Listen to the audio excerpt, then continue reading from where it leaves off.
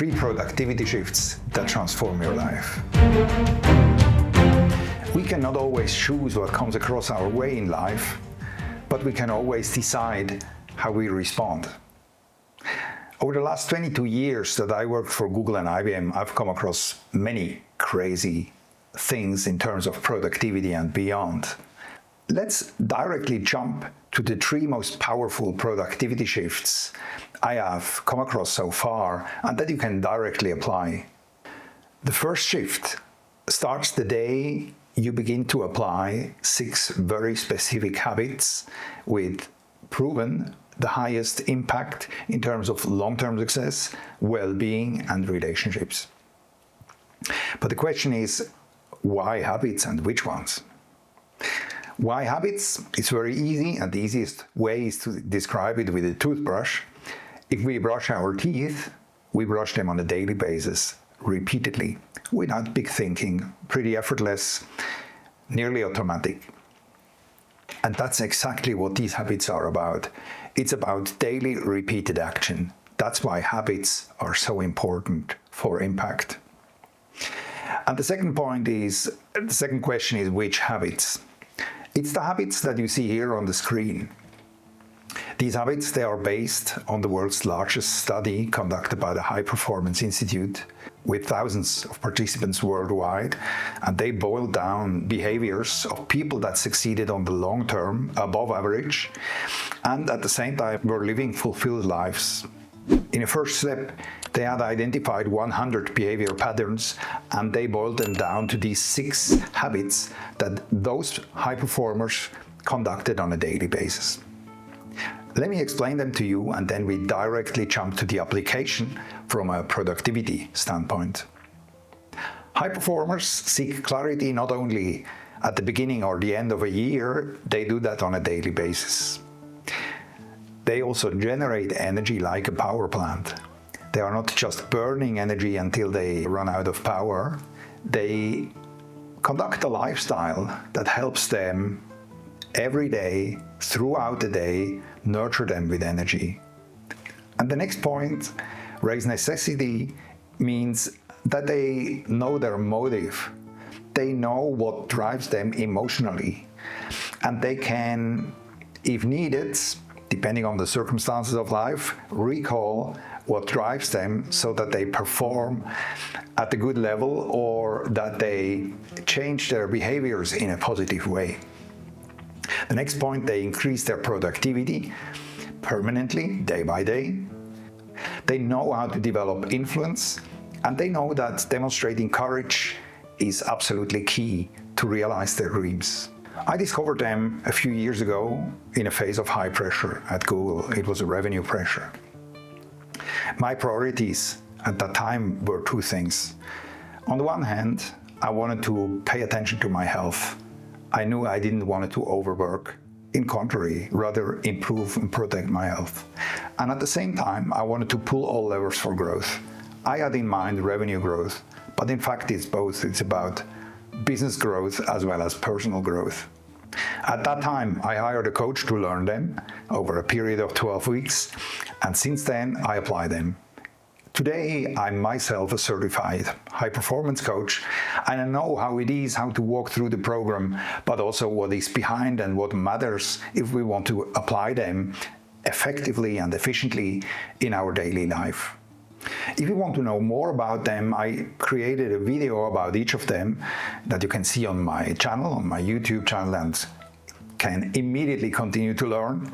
Or if you want to learn them in a deeper way, practice them over a period of 12 weeks, same way as I did a few years ago, then you can directly book a strategy call with me, so that we can discuss your goals, your situation, and that I can respond some questions you might have about the program. So let's directly see how we can apply them from a productivity standpoint. Productivity starts with clarity. Clarity about our goals, about the steps needed to get there, about the skills needed to make it happen, as well as about measuring the progress we make on a daily basis to get there.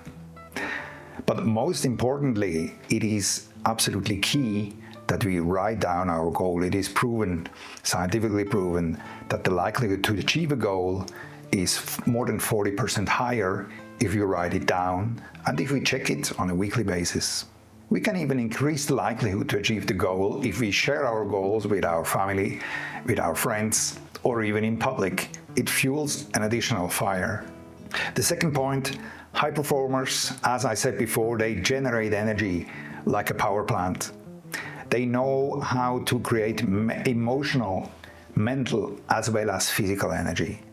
But let me highlight two areas that matter the most and that are the easiest to apply in my personal point of view, and they cost nothing. It's sleep and breaks. It is proven that if you sleep 7 to 8 hours a night, that this lifts our productivity by 20 to 30% compared to someone who just sleeps 5 to 6 hours a day. And throughout the day, you imagine if every hour you have a 20 to 30% higher productivity, that's a lot. That has a tremendous impact on what we can achieve. And the next point are breaks.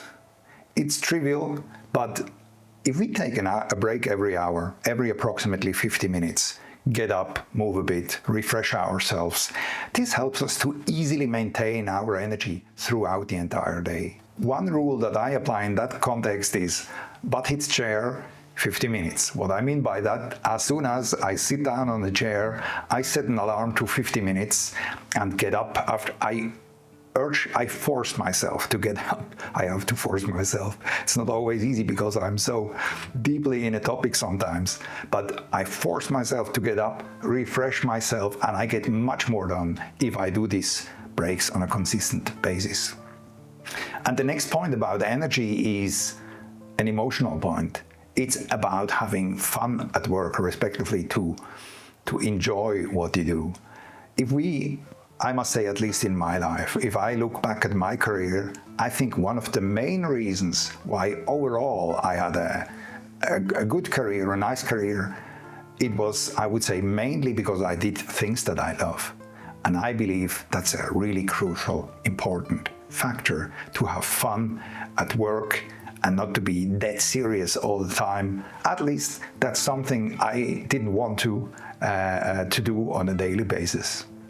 Then raise necessity means, yes, high performers, they know how to motivate themselves. And that's not such an obvious one. But I created a video about this topic, how to fuel the inner fire. I added in the link in the description box underneath so that you can deep dive there if you wish. And the next point is about productivity, which basically means that we learn to do what matters the most and that we are efficient in the way we do it, respectively that, as an example, for repeated tasks that we learn to automate, that we leverage productivity tools on a daily basis, and that we get familiar with AI so that we can profit from what technology offers us as levers for efficiency.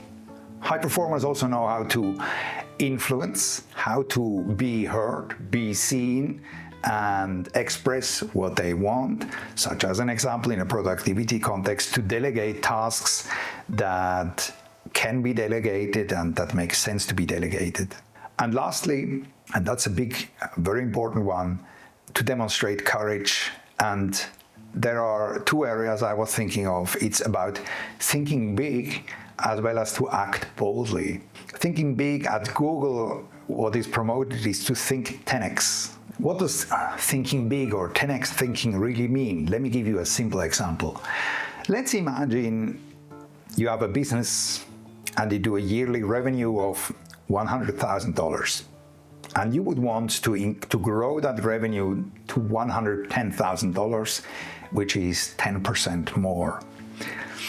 So 10x thinking applied would mean that you are planning for 10 times more. Respectively, instead of just 100,000, you would plan for 1 million by the end of next year. A 10 times higher impact than you had in the previous year. This might sound exaggerated, and in fact, quite often in life, it is totally exaggerated. However, It is important that we think big. Let's take an example of the landing on the moon by the Americans in the 60s, 1969, where the president, I believe it was John F. Kennedy, who said at the beginning of that decade, by the end of the decade, we will land on the moon with a mission. And that's a good example of thinking big and then acting boldly to make it happen. Sometimes it is really necessary. It makes sense, I must say, it makes sense to think big. If we want to achieve extraordinary results, we have to choose extraordinary path. And that's one way to do it, and there is even a book about 10x thinking. When we look at these different points on the screen right now, what matters the most in my view from a productivity standpoint is to have clear goals. And if you struggle with setting clear goals, I put together a one-pager that shows how we can define clear goals in 5 simple steps. You can get it through the QR code or through the link in the description. It's for free. So the key takeaway of the first shift: apply these 6 habits on a daily basis. Let's move to the second shift. The second shift is system, respectively, for you to get used to do the needle movers first in a systematic way. Let me explain to you the system I use to plan my time and my goals and to make them happen. In a first step, I simply check what are my goals and I decide what are my priorities for the week to come. And more importantly, I think about what are the most important outcomes that I want to have accomplished by next Friday, 5 o'clock. And when I say want to have accomplished, it's not a wish list, it's a commitment. And I recommend rather to write down one thing and make it happen than 20 things and do nothing, right? So less might be more. And then in a second step, once this is clear, I go to my calendar, I go to Friday, 5 o'clock, I open an entry with the name Friday Finishers, and I write down the 3 to 5 most important outcomes that I want to accomplish next week, by next Friday, 5 o'clock.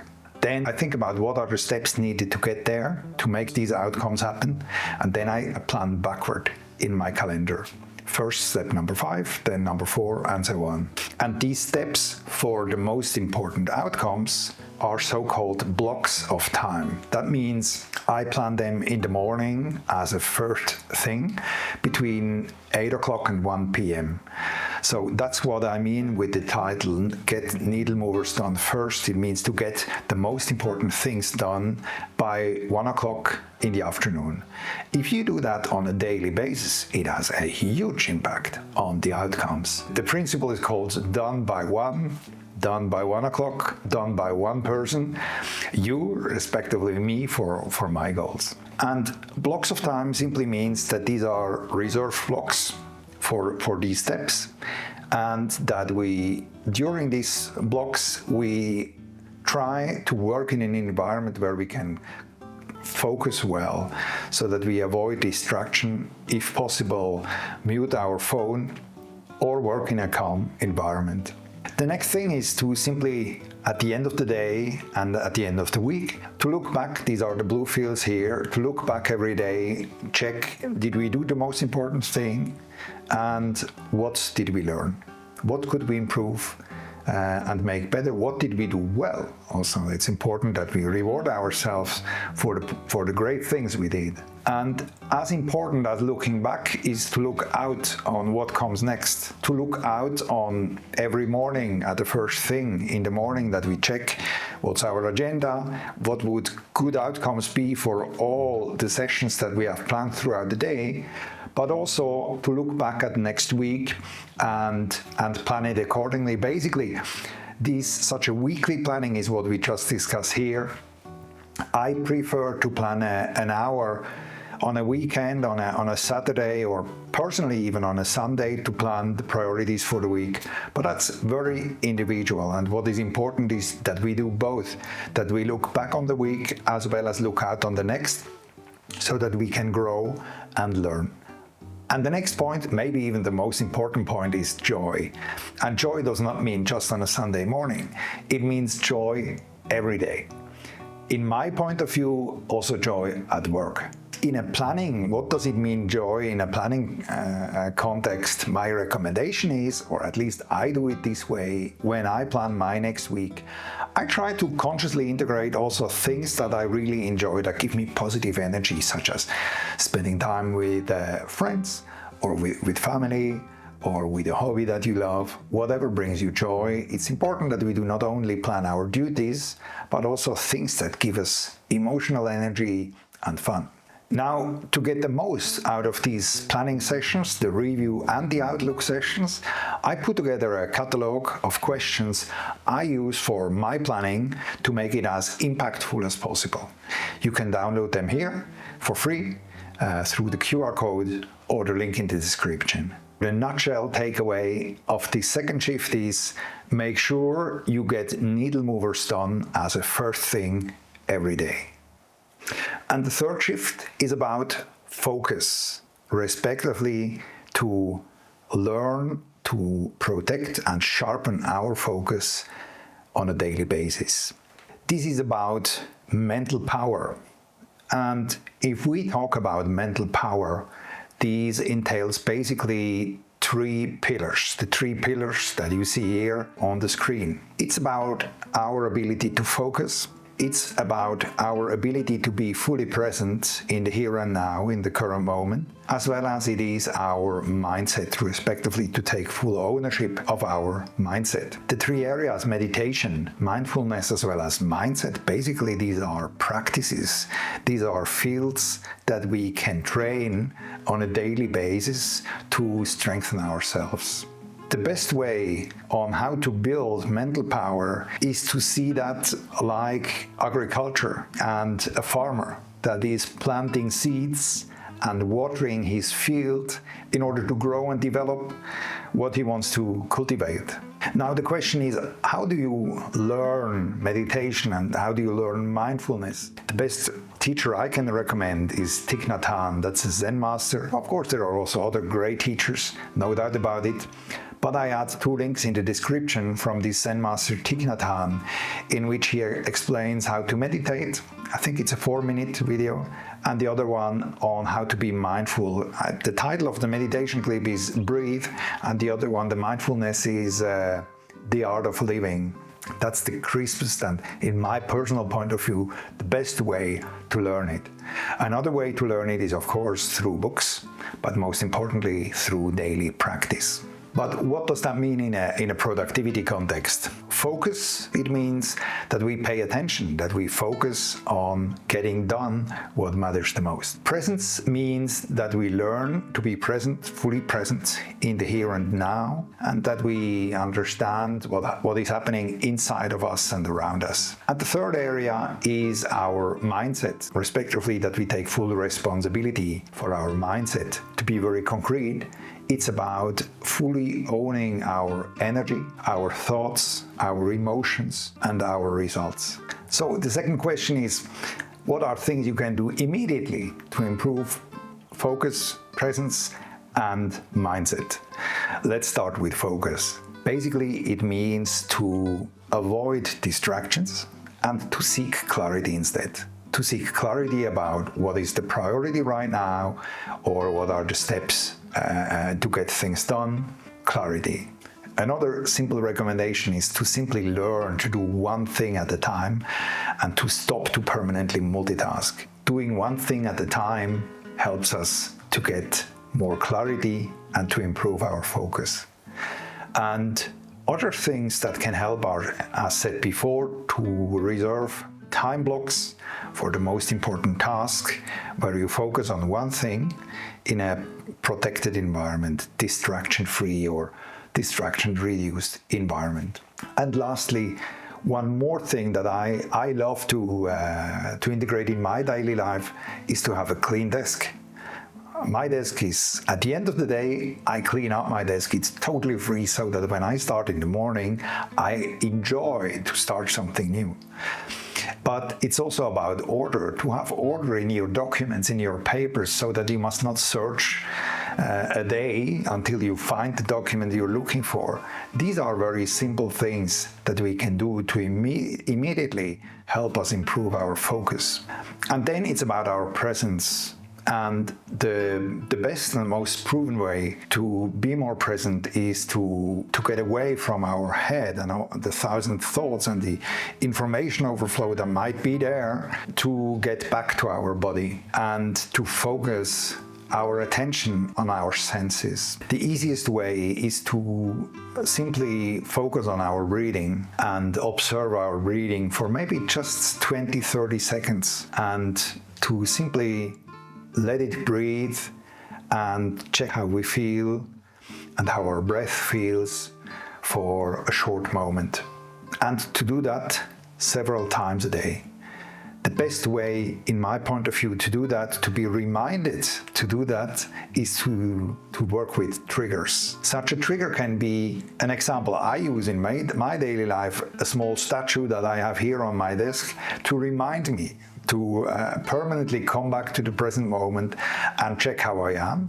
To me, it helps as an example to improve my posture if I'm sitting at the desk in a way that is not good for my neck, as an example. So that's one possibility.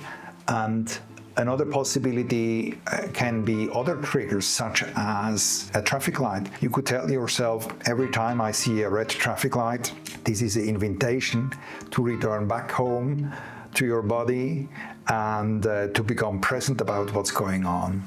Or another alternative would be to use the bell of a church as a trigger and tell yourself every time you hear a church bell, or a smartphone ringing as an invitation to return back to yourself, to the present moment. The idea of returning back to the present moment is to become present about what's going on inside of us and around us, without judging for how we feel, without judging others.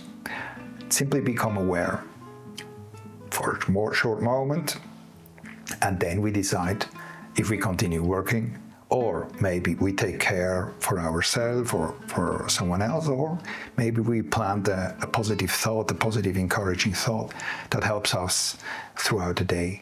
Another way to learn something about each of these areas, including the habits, is of course to check in my channel. My channel is all about mindfulness, performance and growth, and finding a balance, a healthy long-term balance and joy to get things done. Key takeaway in the third shift: protect and sharpen your focus on a daily basis. In case you might have any question, please don't hesitate to drop a comment. I try to respond to every question. And if you would like to continue learning, you might want to watch one of these two videos here about the high performance habits. And otherwise, keep growing, and I look forward to see you soon.